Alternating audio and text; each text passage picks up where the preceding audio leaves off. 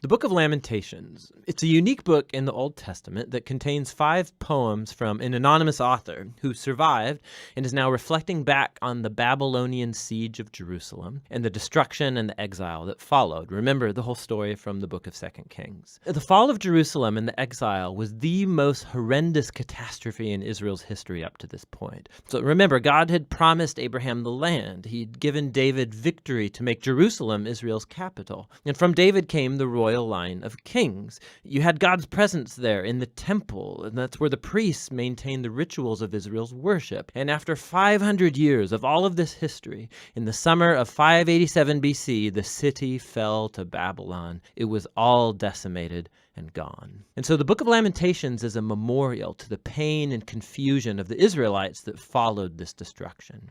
Now, the lament poems found here are not unique in the Bible. There's lots of them in the book of Psalms. And these biblical poems of lament, they do a number of things. They're a form of protest. They're a way of drawing everybody's attention, including God's attention, to the horrible things that happen in this world that should not be tolerated. They're a way of processing emotion. So in these poems, God's people vent their anger and dismay at the ruin caused by people's sin and selfishness. And these poems are a place to voice confusion.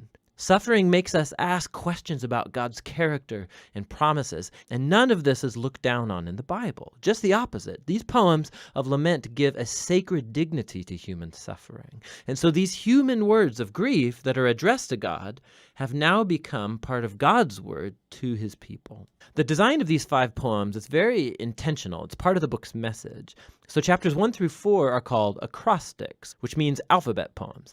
Each poetic verse begins with a new letter of the Hebrew alphabet, which is made up of 22 letters. Now, this very ordered and linear structure, it's in stark contrast to the disorder of the pain and the confused grief that's explored in these poems. So it's like Israel's suffering is explored A to Z and is trying to express something that is inexpressible. Chapters 1 and 2 each have 1 verse per letter, giving them a really similar design, but the themes are very different. So chapter 1 focuses on the grief and shame of a figure called Lady Zion. The poet personifies the city of Jerusalem as a widow, also called the daughter of Zion. And she sits alone. She's bereaved of her loved ones, devastated. No one comes to comfort her. It's a very powerful metaphor. And then Lady Zion speaks. She calls on the Lord to notice her fate. And through this image, the poet, he's showing that the city's destruction brought a level of psychological trauma on the Israelites that can only be expressed as the experience of a funeral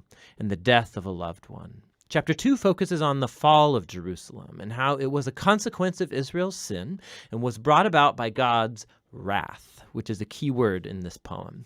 Now, it's important to remember that in the Bible, God's wrath is not spontaneous, volatile anger.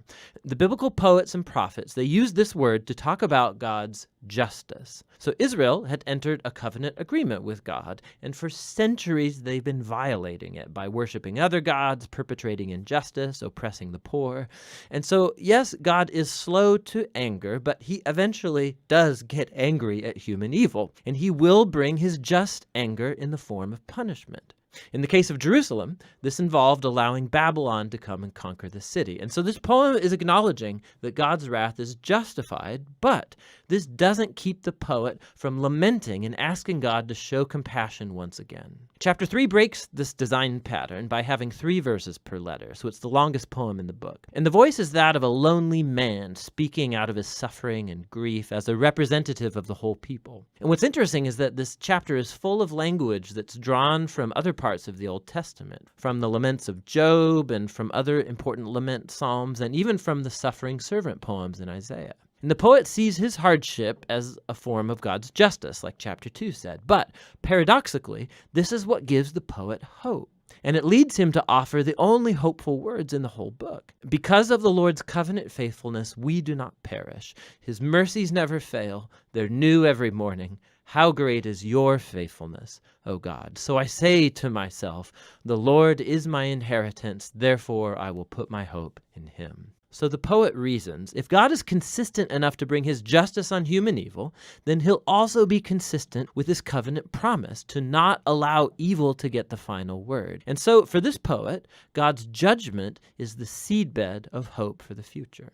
Chapter 4 goes back to the same alphabet structure as chapters 1 and 2, and is a vivid and disturbing depiction of the 2-year siege in Jerusalem.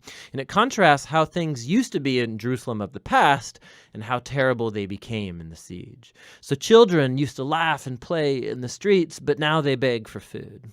The wealthy used to eat lavish meals, but now they eat whatever they can find in the dirt. And the royal leaders used to be full of splendor, but now they're famished and dirty and unrecognizable. And the anointed king from the line of David has been captured and dragged away. So the poem's power comes from the shock of these contrasts, and it's exploring the depth of the suffering that Israel brought on itself. Now, the final poem is unique because it breaks the design pattern. It's the same length as all of the other alphabet poems, but the alphabet order is gone. It's like the poet can't hold it together anymore, and his grief has exploded back into chaos. The poem is a communal prayer for God's mercy. Israel begs God not to ignore their suffering or abandon them. And the poem offers a long list of all of the different kinds of people who were devastated by the fall of the city. They ask God not to forget these people, and they lament on behalf of others, giving voice to their pain. Suffering in silence is just not a virtue in this book. God's people are not asked to deny their emotions, but voice their protest, to vent their feelings and pour it all out before God. The book ends with something of a paradox. The poet acknowledges that God is the eternal king of the world, but also that Israel's circumstances make them feel like God is nowhere to be found. And so the final words of the book leave this tension totally unresolved. It asks, unless you've totally rejected us, and the book ends. The poet doesn't offer a nice, neat conclusion, much like our own experiences of pain and suffering. The story of the Bible doesn't end here, but this very important book shows us how lament and prayer and grief are a crucial part of the journey of faith of God's people in a broken world. And that's what the book of Lamentations is all about.